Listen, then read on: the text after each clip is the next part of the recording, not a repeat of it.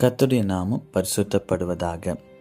இந்த நாளுக்கான வெளிச்சம் சங்கீதம் 103 அதிகாரம் 8 கர்த்தர் தயவும் இரக்கமும் உள்ளவர், தேவன் பொறுமையும் மிகுந்த அன்பு உடையவர். இந்த காலை வேளையில கூட நீங்களும் நானும் ஆராதிக்கிற தேவன் மிகுந்த இரக்கமுள்ள தேவனாய் இருக்கிறார் என்று நாம் வாசிக்கிறோம். வேதத்தில் லூக்கா எழுதின சுவிசேஷம் 15 அதிகாரத்தில் இங்கு ஒரு தகப்பனாரை குறித்து நாம் பார்க்கிறோம். அவருக்கு 2 பிள்ளைகள் இருக்கிறார்கள். மூத்த குமாரன் தன் தகப்பனோடு கூட இருக்கிறதை விரும்புகிறான். அதே நேரத்தில் ஒரு இளைய குமாரன் ஒருவன் இருக்கிறான்.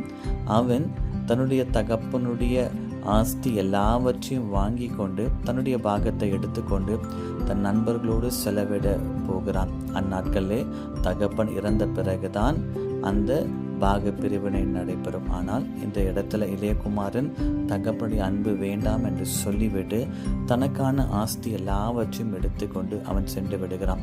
அவன் தூர தேசத்தில் இருக்கும் பொழுது எல்லாவற்றையும் இழக்க நேரிடுகிறது. அப்பொழுது அங்கு ஒரு கொடிய பஞ்ச காலம் வந்தது. அப்போ அவனுக்கு சாப்பிடுவதற்கு ஒன்றும் இல்லாத ஒரு சூழ்நிலை. திடீரென்று தன்னுடைய இருதயத்தில் தகப்பனுடைய வீட்டுக்கு திரும்ப செல்லலாம் என்ற எண்ணம் வருகிறது.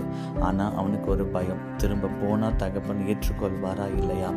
அவன் திரும்ப வரும்போது யோசித்து கொண்டே வருகிறான். தகப்பன் வீட்டில் வேலைக்காரனாவதாக நான் சேர்ந்து கொள்ளுகிறேன் என்று நினைத்து கொண்டு வருகிறான். வசனம் சொல்லுகிறது, இவன் திரும்ப வீட்டுக்கு வரும்பொழுது தூரத்தில் இவனை பார்த்த தகப்பன் என்ன செய்கிறாராம், அவன் மிகுந்த இரக்கமுள்ள தேவனாய் தகப்பனாய் இருக்கிறபடினாலே அவர் ஓடி வந்து அவனை கட்டி அணைத்து முத்தம் செய்கிறான். நல்ல கவனிங்க, தகப்பன் மகனை பார்க்கும்போது தொலைந்து போகிற மகனை பார்க்கிறான். ஆனால் மகன் தகப்பனை பார்க்கும்போது தன்னுடைய தகப்பனை அல்ல, தன்னைக்கு ஒரு எஜமான் வேண்டும் என்று சொல்லி நான் எல்லாவற்றையும் இழந்து விட்டேன். இப்போ தகப்பன் என்னை ஏற்றுக்கொள்வாரான்னு எனக்கு தெரியாது, ஆனால் என்னை ஒரு வேலைக்காரனாவதா ஏற்றுக்கொள்வார் என்று சொல்லி தான் அவன் வருகிறான்.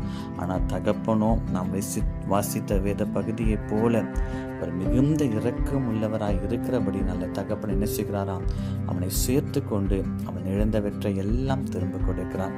இந்த நாளில கூட உங்களுக்கும் எனக்கும் ஒரு இரக்கம் உள்ள தகப்பன் இருக்கிறான். அன்பின் பரலோக பிதாவே, இந்த காலை வேலைக்காக நன்றி. நீர் இரக்கமுள்ள தேவனாய் இருக்கிறீர் என்று நாங்கள் வாசித்தோம். அதே போல கர்த்தர் இந்த நாளிலே எங்களுக்கு இறங்கும்படி நாங்கள் செபிக்கிறோம். கர்த்தாவே, எந்தெந்த காரியங்களை கர்த்தர் செயல்பட இருக்கிறீர்களோ எல்லாவற்றையும் இரக்கமுள்ள கரத்தில் ஒப்புக் கொடுக்கிறோம். கர்த்தர் பெரிய காரியங்களை செய்வீராக. இயேசுவின் நாமத்தில் பிதாவே, ஆமேன்.